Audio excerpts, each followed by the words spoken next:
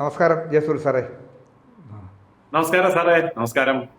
നമസ്കാരം സാറേ. നമ്മുടെ രാഷ്ട്രീയ സ്വയംസേവക് സംഘിൻ്റെ സർസംഘചാലക് മോഹൻ ഭഗവത്ജി 5 ദിവസം നീണ്ടു നിൽക്കുന്ന ഒരു കേരള പര്യടനം നടത്തിക്കൊണ്ടിരിക്കുകയാണല്ലോ. അതിൻ്റെ ഭാഗമായ ക്ഷേത്ര സന്ദർശനങ്ങൾ, ശാഖാ സന്ദർശനങ്ങൾ, പ്രമുഖ വ്യക്തികളുമായുള്ള കൂടിക്കാഴ്ച ഇതൊക്കെ നടന്നുകൊണ്ടിരിക്കുന്നു. ഇത് സാധാരണഗതിയിൽ അദ്ദേഹത്തിൻ്റെ ഒരു സംഘടനാ പരിപാടി മാത്രമാണോ, അതോ ഈ RSSൻ്റെ ശതാബ്ദിയോടനുബന്ധിച്ചുള്ള പ്രത്യേക പരിപാടിയാണോ, അതോ അപ്പുറമുള്ള എന്തെങ്കിലും രാഷ്ട്രീയ മാനങ്ങളൊക്കെ ഈ സന്ദർശനത്തിലുണ്ടോ? എന്താണ് സാറിന് ഇക്കാര്യത്തെപ്പറ്റി പറയാനുള്ളതെന്ന് കേൾക്കാൻ കൗതുകമുണ്ട്. എനിക്ക് തോന്നുന്നത് ഈ സർസംഘചാലക്, സർക്കാരിവാഹ് അടക്കം RSSന്റെ അഖിലേന്ത്യാ ചുമതലയുള്ള ആൾക്കാർ, അവര് ഭാരവാഹി എന്ന വാക്ക് ഉപയോഗിക്കാറില്ല, ചുമതല എന്നാണ് ഉപയോഗിക്കുക. അവർ നിരന്തരമായി ഭാരതം മുഴുവൻ യാത്ര ചെയ്തുകൊണ്ടേയിരിക്കുന്നവരാണ്. ഈ അടുത്ത കാലത്താണ് ഇത് പത്രങ്ങളിലൊക്കെ വരാൻ തുടങ്ങിയത്. പണ്ട് പത്രക്കാരും ചാനലുകളും മാധ്യമങ്ങളും മൊത്തം ഇവരെ അവഗണിക്കുകയാണ് ചെയ്തിരുന്നത്. ഇവർ വരുന്നതും പോകുന്നതും ഒന്നും ആരും അറിയാറില്ല. അധികം പബ്ലിക് പരിപാടികളിൽ വരാറുമില്ല. പക്ഷെ ഇപ്പോൾ വരുന്നതിന് മുമ്പ് വാർത്ത, വന്നാൽ വാർത്ത, വന്നു പോയാൽ വാർത്ത, വലിയൊരു വാർത്ത പ്രാധാന്യം, പറയുന്നതെല്ലാം വാർത്ത, പറയുന്നതെല്ലാം വാർത്ത. ഇനി പറഞ്ഞില്ലെങ്കിൽ അതിനേക്കാൾ വലിയ വാർത്ത. അതെ, എനിക്ക് തോന്നുന്നത് നിരന്തരമായിട്ടുള്ള യാത്രയുടെ നേരത്തെ നിശ്ചയിക്കപ്പെട്ട പ്രോഗ്രാമുകളിൽ പങ്കെടുക്കാൻ വേണ്ടി വരുന്നു. അതോടൊപ്പം ചെറുകോൽപ്പുഴ സമ്മേളനത്തിൽ ഒരു പബ്ലിക് പ്രോഗ്രാമിൽ പങ്കെടുക്കുന്നു. അതിൽ കവിഞ്ഞ വലിയ പ്രാധാന്യമുള്ള മറ്റ് സംഭവവികാസങ്ങൾ അങ്ങ് ഇപ്പൊ സൂചിപ്പിച്ചതുപോലെ സംഘത്തിന്റെ ശതാബ്ദിയാണല്ലോ. അപ്പൊ ആ ശതാബ്ദിയുമായി ബന്ധപ്പെട്ട പ്രോഗ്രാമുകളുടെ പ്ലാനിങ്ങും അതിന്റെ പുരോഗതി വിലയിരുത്തലും ഒക്കെ ഇതിന്റെ ഒരു ഭാഗമായിട്ടുണ്ടാവാം എന്നാണ് എനിക്ക് തോന്നുന്നത്. അയിരൂർ ചെറുകോൽപ്പുഴയിൽ ഒരു വലിയ വിപുലമായ ഹിന്ദു ഏകതാ സമ്മേളനം നടക്കുന്നുണ്ടെന്ന് തോന്നുന്നു. അതെ, RSSന്റെ ചീഫ് അല്ലെ സർസംഘചാലക് അവിടെ പങ്കെടുത്തിട്ടുണ്ടോ എന്നെനിക്ക് സംശയമുണ്ട്. അയിരൂർ ചെറുകോൽപ്പുഴ ഇതുവരെ പങ്കെടുത്തിട്ടുള്ളതായിട്ട് എനിക്കും തോന്നുന്നില്ല. മാതാ അമൃതാനന്ദമയി, രവിശങ്കർജി അവരൊക്കെ പങ്കെടുത്തിട്ടുണ്ട്. അതുണ്ട്. പക്ഷേ ഈ ഒരു സർസംഘചാലക് ആദ്യമായിട്ടാണ് പങ്കെടുക്കുന്നതെന്നാണ് എനിക്ക് തോന്നുന്നത്. അതിന്റെ പ്രോഗ്രസ് എനിക്കും അങ്ങനെ തന്നെയാണ് തോന്നുന്നത്. സർസംഘചാലക എന്ന പദവിയിലുള്ള ഒരാൾ ആദ്യമായിട്ടാണ് ചെറുകോൽപ്പുഴ സന്ദർശിക്കുന്നതും അവിടെ പങ്കെടുക്കുന്നതും. അതും ഹിന്ദു ഏകതാ സമ്മേളനം അതിനെ അഭിസംബോധന ചെയ്യുന്നു. വളരെ വിപുലമായ തയ്യാറെടുപ്പുകൾ അതിനുവേണ്ടി നടന്നുകൊണ്ടിരിക്കുന്നുണ്ട് ആ പ്രദേശങ്ങളിൽ.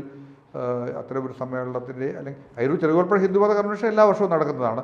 പക്ഷേ ഹിന്ദു ഏകതാ സമ്മേളനം എന്ന പേരിലുള്ള ഈ ഹൈന്ദവ സമ്മേളനത്തിന് വേണ്ടിയുള്ള പ്രത്യേക തയ്യാറെടുപ്പുകളൊക്കെ അവിടെ ശാഖാടിസ്ഥാനത്തിലൊക്കെ നടക്കുന്നുണ്ടെന്ന് തോന്നുന്നു. വളരെ വിപുലമായ ഒരു ഒരു ഒരു ഒരു പരിപാടി അവിടെ നടന്നുകൊണ്ടിരിക്കുന്നതായിട്ടാണ് അറിയുന്നത്. സംഘത്തിൻ്റെതായിട്ടുള്ള ഒരു പരിപാടി എന്നുള്ള പ്രോഗ്രാം ഒന്നും ഉണ്ടാവില്ല. ചെറുകോൽപ്പുഴ ഹിന്ദു മഹാസമ്മേളനത്തിന്റെ ഭാഗമായിട്ടുള്ള ഈ ഹിന്ദു ഏകതാ സമ്മേളനത്തിൽ ധാരാളം പ്രവർത്തകരും നേതാക്കളും പൊതുജനങ്ങളും എത്തിച്ചേരാൻ സാധ്യതയുണ്ട്. അതുകൊണ്ട് തന്നെ വലിയ മാധ്യമ ശ്രദ്ധ നേടാനുള്ള സാധ്യതയുമുണ്ട്. ഈ നമ്മുടെ വിശാല ഹിന്ദു സമ്മേളനം വർഷങ്ങൾക്ക് മുമ്പ് നടന്നിരുന്നല്ലോ, എറണാകുളത്ത് നടന്നിരുന്നില്ല. അതിനെ തുടർന്നാണല്ലോ ഈ പരമേശ്വർജി ഈ രാമായണ മാസമായി കർക്കിടക മാസം ആചരിക്കാനുള്ള ഒരു തീരുമാനമൊക്കെ വിശാല ഹിന്ദു സമ്മേളനം 1980കളുടെ തുടക്കത്തിൽ നടന്ന വിശാല ഹിന്ദു സമ്മേളനം എറണാകുളത്ത് നടന്നിരുന്നു. അതിനെ തുടർന്നാണ് ഈ കേരളത്തിൽ ഈ രാമായണ മാസം വ്യാപകമായി, കർക്കിടക മാസം രാമായണം വായിക്കുന്ന പതിവ് നേരത്തെ ഉണ്ട്, കേരളത്തിലുണ്ട്. പക്ഷേ ഈ രാമായണ മാസമായി ആചരിക്കുന്ന പരിപാടി അതിന് ശേഷമാണ് തുടങ്ങിയത്. സാറത് ശ്രദ്ധിച്ചിട്ടുണ്ടാകുമല്ലോ. തീർച്ചയായിട്ടും ആ വിശാല ഹിന്ദു സമ്മേളനത്തിൽ പങ്കെടുത്ത കാര്യം ഞാൻ ഓർക്കുന്നു. എന്റെ ഗ്രാമത്തിൽ നിന്ന് 77 പേരെ പങ്കെടുപ്പിക്കേണ്ട ചുമതല എനിക്കായിരുന്നു. 1982 ഏപ്രിൽ മാസം 4-ാം തീയതി എറണാകുളത്ത് നടന്ന ആ സമ്മേളനം, അത് കേരളത്തിന്റെ ഹൈന്ദവ ചരിത്രത്തിലെ വലിയൊരു യുഗപരിവർത്തനമായിരുന്നു എന്ന് തന്നെ പറയാം. രാമായണ മാസ ആചരണം, അന്ന് രാമായണം കത്തിക്കുന്ന ഒരു ട്രെൻഡാണ് കേരളത്തിൽ ഉണ്ടായിരുന്നത്. രാമായണം കത്തിക്കണം, മനുസ്മൃതി കത്തിക്കണം എന്നൊക്കെ പറയുകയും രാമനെ അധിക്ഷേപിക്കുകയും ഒക്കെ ചെയ്തിരുന്ന ഒരു കാലഘട്ടത്തിലാണ് രാമായണ മാസമായിട്ട് കർക്കിടക മാസം ആചരിക്കാൻ വിശാല ഹിന്ദു സമ്മേളനം ആഹ്വാനം ചെയ്യുന്നത്. തുടർന്നിങ്ങോട്ട് നമ്മൾ കാണുന്നത് രാമായണ മുഖരിതമായിട്ടുള്ള ഒരു കേരളത്തെയാണ്. എല്ലാ ക്ഷേത്രങ്ങളിലും രാമായണ മാസം, എല്ലാ വീടുകളിലും രാമായണ മാസം, അതിനെ സർക്കാർ പോലും, ഇവിടുത്തെ ഇടത് വലത് സർക്കാർ പോലും അംഗീകരിക്കുന്ന ഒരു അന്തരീക്ഷം, അതൊക്കെയാണ് പിന്നീട് നമ്മൾ കണ്ടത്. അതൊരു വലിയ യുഗപരിവർത്തനം തന്നെയായിരുന്നു. അതോടൊപ്പം തന്നെയാണ് പിന്നീട് നടന്നത് ഈ ശ്രീകൃഷ്ണ ജയന്തി ശോഭായാത്രകൾ. ശോഭായാത്രകളൊക്കെ വ്യാപകമായി സംഘടിപ്പിക്കപ്പെട്ടു തുടങ്ങിയത്. അതല്ല, നമ്മൾ ഈ തരുണത്തിൽ ഈ പി പരമേശ്വർ അദ്ദേഹത്തെ അനുസ്മരിക്കുന്നു അല്ലേ സാറേ? അദ്ദേഹത്തിന്റെ ഒരു തീർച്ചയായിട്ടും പി പരമേശ്വർജി ഭാരതീയ ജനസംഘത്തിന്റെ അഖിലേന്ത്യാ വൈസ് പ്രസിഡന്റ് വരെ ആയ അദ്ദേഹം രാഷ്ട്രീയ പ്രവർത്തനത്തിൽ തുടർന്നുള്ള കാര്യം ഉപേക്ഷിച്ചതിന് ശേഷം ഭാരതീയ വിചാര കേന്ദ്രം എന്ന ദാർശനികമായിട്ടുള്ള ഒരു സംവിധാനം രൂപപ്പെടുത്തുകയും അതിന്റെ ഡയറക്ടറായിട്ട്, ആചാര്യനായിട്ട് അദ്ദേഹം തിരുവനന്തപുരത്ത് പ്രവർത്തനം ആരംഭിക്കുകയും ചെയ്തു. കന്യാകുമാരി വിവേകാനന്ദ കേന്ദ്രത്തിന്റെ ഡയറക്ടറും അദ്ദേഹമായിരുന്നു. ദീൻദയാൽജി ഇൻസ്റ്റിറ്റ്യൂട്ട് ഓഫ് നാഷണൽ റിസർച്ച് അതിന്റെ ഡയറക്ടറായിരുന്നു ഡൽഹിയിലെ. അതെ, ഡൽഹിയിലെ. അന്ന് പരമേശ്വർജി കേരളത്തിന്റെ പൊളിറ്റിക്കൽ അജണ്ടയും അതുപോലെ തന്നെ കൾച്ചറൽ അജണ്ടയും നിശ്ചയിക്കുന്ന ഒരു വ്യക്തിത്വമായിട്ട് വളർന്നിരുന്നു.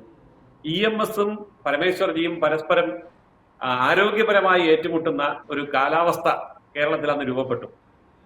പരമേശ്വർജി എന്തെങ്കിലും അതെ അതെ അതെ പരമേശ്വർജി എന്തെങ്കിലും എന്ന് പറഞ്ഞാൽ EMS അതിന് മറുപടി പറയുക, EMS കൊണ്ടിരുന്ന ആശയങ്ങൾക്ക് പരമേശ്വർജി മറുപടി പറയുക. ഈ രണ്ട് പ്രതികരണങ്ങളും കേരളം കാത്തിരിക്കുക. അങ്ങനെ കേരളത്തിന്റെ ഒരു അജണ്ട, ബൗദ്ധിക തലത്തിലുള്ള ഒരു അജണ്ട നിശ്ചയിക്കുന്ന വ്യക്തിത്വമായി പരമേശ്വർജി മാറി. ഈ പരമേശ്വർജി മാറി എന്ന് പറയുമ്പോൾ നമ്മള് പരമേശ്വർജിയെ കാണുന്നുവെങ്കിൽ അത് RSS ആണ്. അദ്ദേഹം RSS പ്രചാരകനായിരുന്നല്ലോ. തീർച്ചയായിട്ടും തീർച്ചയായിട്ടും അത്തരമൊരു ഇമ്പാക്റ്റ് ഞാൻ ചോദിക്കുന്നത്, പിന്നെ സാറേ, അത്തരമുള്ള ഒരു ഒരു ഒരു പരിവർത്തനോന്മുഖമായ ഒരു പരിപാടിക്ക് നേതൃത്വം നൽകാനോ അല്ലെങ്കിൽ വ്യത്യസ്തത വരുത്താനോ ഒക്കെ ഈ ഹിന്ദു ഏകതാ സമ്മേളനത്തിന് കഴിയുമോ? ഈ മോഹൻ ഭഗവത്ജി അദ്ദേഹം അതും ഉദ്ദേശിക്കുന്നുണ്ടാകുമോ? അതാണ് നമ്മൾ ആദ്യമേ സംസാരിച്ച് തുടങ്ങിയത്. അതെ അതെ, ഞാൻ പ്രതീക്ഷിക്കുന്നതും അത് തന്നെയാണ്. ഈ RSSന്റെ 100ാം വാർഷികത്തോടനുബന്ധിച്ച് കേരളത്തില് ധാരാളം കാര്യങ്ങൾ ചെയ്തു തീർക്കാൻ RSSന് ബാക്കിയുണ്ട് എന്ന് ഞാൻ കരുതുന്നു. കാരണം കമ്മ്യൂണിസവും അതുപോലെ തന്നെ ഇസ്ലാമിക തീവ്രവാദങ്ങളും ഇസ്ലാമിക് സ്റ്റേറ്റ് പോലെയുള്ള മൗദൂദിസവുമൊക്കെ അവസാനമായി അടിഞ്ഞുകൂടിയിരിക്കുന്ന ഒരു പ്രദേശമാണ് കേരളം. അതുകൊണ്ട് ഇവിടെ മാധ്യമങ്ങൾ, ഭരണപക്ഷ പ്രതിപക്ഷങ്ങൾ, ബുദ്ധിജീവികൾ, സാംസ്കാരിക നായകന്മാർ, എഴുത്തുകാർ എന്ന് തുടങ്ങി സാധാരണ തൊഴിലാളികൾ വരെയുള്ള ആൾക്കാര് ഒരു ആന്റി ഹിന്ദു നിലപാടിലേക്ക് വന്നിരിക്കുന്ന ഒരു സംസ്ഥാനമാണ്. ഈ ആന്റി ഹിന്ദു എന്ന് പറയുമ്പോഴും ആന്റി ഹിന്ദു എന്ന് പറയുമ്പോൾ സംഘി എന്ന് പറയുന്നു, ഈ സംഘി എന്ന് പറയുകയും അത് ഒരു അശ്ലീല പദമായി ഉപയോഗിക്കുകയും എന്ന വിധത്തിൽ നിൽക്കുകയും അകറ്റി നിർത്തപ്പെടേണ്ട എന്തോ ആണെന്നൊരു ധാരണ സൃഷ്ടിക്കാനും ഒക്കെ ആയിട്ട് വ്യാപകമായ കൂട്ടായ ഒരു ശ്രമം കേരളത്തിൽ, അതിനകത്ത് ബുദ്ധിജീവികളുണ്ട്, പത്രക്കാരുണ്ട്, എല്ലാ വിഭാഗത്തിലുംപ്പെട്ട കുറേ ആൾക്കാരുണ്ട്. അങ്ങനെ സംഘടിതമായ ഒരു ശ്രമം നടന്നുകൊണ്ടിരിക്കുന്നു എന്നതൊരു വസ്തുതയാണ്. അതിനൊരു മാറ്റം ഈ 100ാം പിറന്നാൾ ആഘോഷത്തോടനുബന്ധിച്ച് ഉണ്ടാക്കുവാനുള്ള ശ്രമങ്ങൾക്ക് ആക്കം കൂട്ടുവാൻ ഈ സന്ദർശനം ഉപകരിക്കുക എന്നുള്ളതാണ് പ്രധാനമായിട്ടും ഞാൻ അങ്ങയോട് ചോദിച്ചത്. ഓക്കെ, തീർച്ചയായിട്ടും ഞാൻ അങ്ങനെ വിശ്വസിക്കുകയാണ്. കാരണം കേരളത്തിന്റെ പൊതുസമൂഹം ഒരു മാറ്റത്തിന് വളരെയേറെ കൊതിക്കുന്ന ഒരു സമയമാണ് ഇപ്പോൾ. ഇന്നലെ വരെ മതന്യൂനപക്ഷങ്ങളെ ഭയപ്പെടുത്തി മാറ്റി നിർത്തിയിരുന്നുവെങ്കിൽ ഇന്ന് മതന്യൂനപക്ഷങ്ങൾ RSSനോട് അടുത്തു വരുന്ന ഒരു രാഷ്ട്രീയ കാലാവസ്ഥ, സാമൂഹിക കാലാവസ്ഥ, ഇത് രണ്ടും ഇവിടെ ഉണ്ട്. അതുപോലെ മാധ്യമങ്ങൾ ഇന്നും ആ അസ്പൃശ്യത നിലനിർത്താൻ എത്ര കിണഞ്ഞ് ശ്രമിച്ചാലും ഈ പ്രിന്റ് മീഡിയയും അല്ലെങ്കിൽ ചാനലുകളും ഒഴികെ ബാക്കി മാധ്യമങ്ങൾ, സോഷ്യൽ മീഡിയ വളരെ വലിയ സ്വാധീനമാണ് സംഘ വിവിധ ക്ഷേത്രങ്ങൾക്ക് ലഭിച്ചിരിക്കുന്നത്. ആ ആശയങ്ങൾക്ക് മതി. മാത്രമല്ല ഇവിടുത്തെ സമുദായ സംഘടനകളെ നോക്കൂ. ഒരു കാലത്ത് SNDPയുടെ നിലപാട് എന്തായിരുന്നു? ഞങ്ങൾ ഹിന്ദുക്കളല്ല, ശ്രീനാരായണീയരാണ്, അങ്ങനെ ഈഴവരെ ഹിന്ദു ആക്കാൻ ശ്രമിക്കണ്ട എന്ന് പറഞ്ഞിരുന്ന ഒരു കാലഘട്ടം ഉണ്ടായിരുന്നു. കമ്മ്യൂണിസ്റ്റ് പാർട്ടിക്ക് SNDPയുടെ മേൽ സർവാധിപത്യം ഉണ്ടായിരുന്ന കാലഘട്ടം. പക്ഷെ ഇന്നത് മാറിയിരിക്കുന്നു. ഇന്ന് ഞങ്ങളാണ് യഥാർത്ഥ ഹിന്ദുക്കൾ എന്ന് പറയാൻ SNDPയും അതുപോലെ തന്നെ ആ സമുദായവും തയ്യാറായിരിക്കുന്നു. ഇതിന്റെയൊക്കെ പിറകിൽ RSSന്റെ വളരെ ശക്തമായ സ്വാധീനമുണ്ട് എന്ന കാര്യത്തിൽ ഒരു സംശയവും വേണ്ട. കേരളത്തിലെ പ്രബല സമുദായങ്ങൾ, അത് NSS ആണെങ്കിലും SNDP ആണെങ്കിലും ഒലിയർ മഹാസഭയാണെങ്കിലും വിശ്വകർമ്മ സഭയാണെങ്കിലും ബ്രാഹ്മണ സഭയാണെങ്കിലും ശരിക്കും പറഞ്ഞാൽ അവസാനമായി കേട്ട ഒരു സംഗതി നായാടി മുതൽ നസ്രാണി വരെ ഒന്നിക്കുന്നു എന്നാണ്. അവിടെ നസ്രാണിയെ കൂടി ഉൾപ്പെടുത്തിയിരിക്കുന്നു. അപ്പൊ നായാടി മുതൽ നസ്രാണി വരെ ഒന്നിക്കുന്ന ഒരു അഭിനവ നവോത്ഥാനം RSS സർസംഘചാലകന്റെ സന്ദർശനത്തോടു കൂടി വ്യക്തമായി കൂടായികയില്ല എന്നാണ് ഞാൻ കരുതുന്നത്.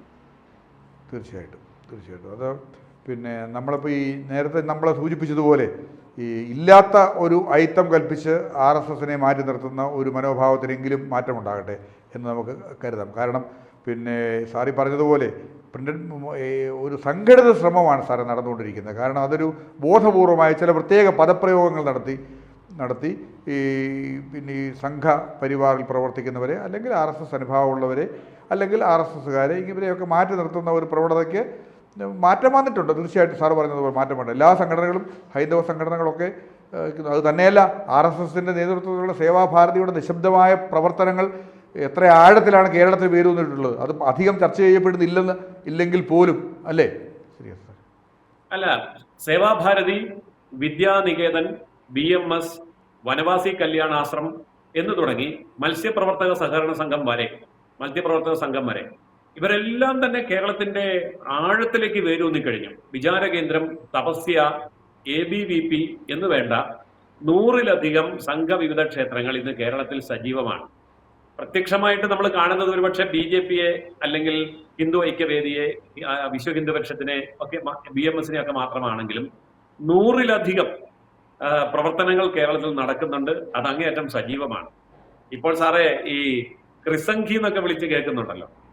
ഇനിയിപ്പോ അതെ, ക്രിസ്ത്യാനികളുടെ ഇടയിലെ സംഘം സ്വാധീനം വർദ്ധിപ്പിച്ചു എന്നല്ലാണ്ട് തെളിവാണ് ഈ ക്രിസംഖി. ഞാൻ പ്രതീക്ഷിക്കുന്നത് ഇനി മുസംഖി എന്നും കൂടെ കേൾക്കും, മുസ്ലിം സംഘി എന്നും കൂടെ കേൾക്കാൻ എന്നുള്ളതാണ്. തീർച്ചയായിട്ടും സാറേ, അതായത് ഈ ഒരു സന്ദർശനം കൊണ്ട് ഗുണപരമായ ഒരു പരിവർത്തനം സമൂഹത്തിൽ, കേരളീയ സമൂഹത്തിൽ മൊത്തത്തിൽ ഉണ്ടാകട്ടെ എന്ന് നമുക്ക് ആശംസിക്കാം, അല്ലേ? അങ്ങനെയാണ്. തീർച്ചയായിട്ടും പ്രതീക്ഷിക്കാം. ആ ഒരു മാറ്റം നമുക്ക് ഉടൻ തന്നെ കാണാൻ സാധിക്കുമെന്നാണ് ഞാൻ കരുതുന്നത്.